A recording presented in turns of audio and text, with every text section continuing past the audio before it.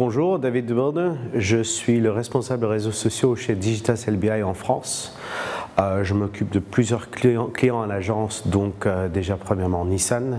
On est en train de développer aussi pour La Poste, EDF, quoi d'autre, Arte en France et en Allemagne. Donc mon rôle dans l'agence, c'est de développer les stratégies de réseaux sociaux, que ce soit en pitch ou en appel d'offres pour les différents prospects, et aussi développer les réseaux sociaux pour nos clients actuels dans l'agence. Donc on a deux offres clés à l'agence en social. Premièrement, c'est Socializer. Donc Socializer, c'est notre offre sociale qui est basée sur 5 axes. Le premier, c'est l'axe Social Insights qui nous permet d'analyser nos audiences, l'audience de n'importe quelle marque, les contenus qu'ils consomment, les contenus qu'ils créent, les contenus qu'ils partagent, mais aussi analyser les audiences de nos concurrents pour voir vraiment s'il y a des connexes entre les différents et donc d'en tirer des insights clairs pour voir réellement qui sont nos audiences de n'importe quel client. Par la suite, Social Insights va aussi nous permettre à faire le reporting, le monitoring, la veille de chacun de nos clients, donc pouvoir toujours avoir une vision data quantitatif et qualitatif de chacun de nos clients sur les réseaux sociaux. Deuxième niveau, le Socializer, c'est donc le Social Inside, c'est là où on développe la gouvernance pour le client. C'est on définit clairement exactement les méthodologies, les process, les guidelines qu'un client va mettre en place sur les réseaux sociaux. Et aussi la communication de crise. Donc comment est-ce qu'un client va réagir à différentes situations négatives et aussi aller jusqu'à gérer une situation de crise. Troisième pilier de Socializer, c'est social content. Donc en social content, ce qu'on va faire, c'est qu'on va définir réellement la stratégie de contenu de la marque à partir de la stratégie d'audience et la stratégie de plateforme qu'on aurait définie dans Social Insight. On va définir la stratégie donc de contenu, on va définir tous les différents types de contenus, les différentes fréquences de contenu, où ces contenus vont apparaître et comment tout cela s'assoit dans un calendrier de contenu de façon pérenne, donc de façon hebdomadaire jusqu'à mensuelle, voire même annuelle si on a autant de visibilité. La deuxième partie de Social Content, c'est réellement de définir la distribution de ces contenus à travers un modèle de Paid, Owned, Earned, donc de voir déjà où ces contenus vont apparaître, comment est-ce qu'on va les amplifier à travers du Paid et quels sont exactement les enjeux Earned qu'on veut essayer d'avoir avec ces contenus. Quatrième pilier de Socializer, c'est le Social Engagement, où on va définir exactement quels sont les engagements qu'on veut développer avec nos audiences. Il y a 3 niveaux.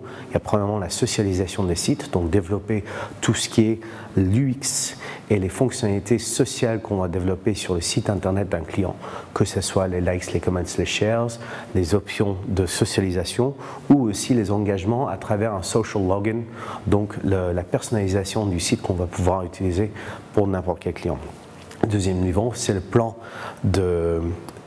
d'engagement qu'on va développer directement sur les plateformes sociales, que ce soit du Facebook, du Twitter, du YouTube, voir comment on va pouvoir créer des interrelations entre ces différentes plateformes, comment on va pouvoir amener les différentes audiences à travers les différentes plateformes, à travers un customer journey qui soit très clair, très efficace pour nous et aussi pour l'audience.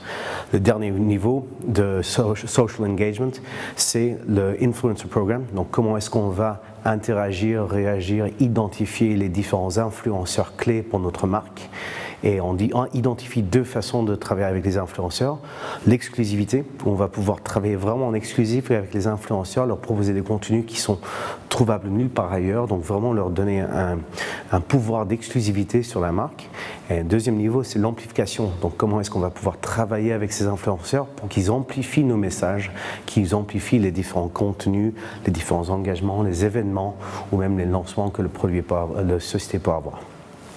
Cinquième et dernier pilier de Socializer, c'est Social CRM, où on va essayer d'enrichir les bases de données sociales de la société avec les informations qui nous viennent des bases de données CRM, et inversement, comment on va pouvoir enrichir les bases de CRM avec les données sociales. Le dernier niveau de Social CRM, bien sûr, c'est comment créer des programmes de loyauté. Donc là, on retourne un peu dans le Social Engagement, où à travers le Social Login sur les sites, on va pouvoir récompenser nos audiences, nos fans sociaux, pour toutes leurs interactions sociales, en leur donnant des points, des récompenses, des expériences, de améliorer, augmenter, enrichir leurs relations avec leur marque et leurs expériences avec la marque. La deuxième offre qu'on a développée chez Digitash, c'est Brand Live, c'est notre nouvelle offre Real-Time Marketing.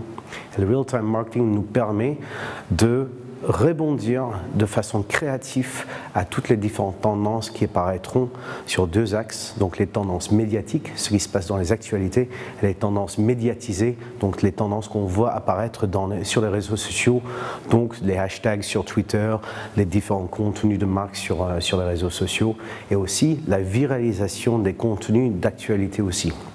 Donc n'importe quelle marque peut bien sûr rebondir sur une tendance qu'on voit apparaître, mais pour nous, ce qui est très très important, c'est de trouver la pertinence. Il faut qu'on trouve toujours la pertinence pour la marque, pour l'audience et de la tendance. S'il n'y a pas de pertinence entre la marque et la tendance, ou s'il n'y a pas de pertinence entre la tendance et l'audience, ce n'est pas une tendance qui est intéressante pour la marque ni pour l'audience.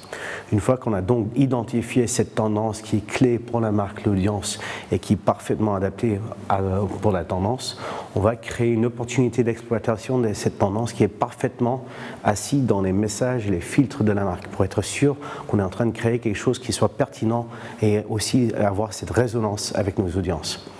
On part en mode créa, où là on développe un créa et on le propose au client, donc c'est là que le client va pouvoir valider notre création et on va le proposer directement à nos audiences sociales ou aussi le pousser à travers du média.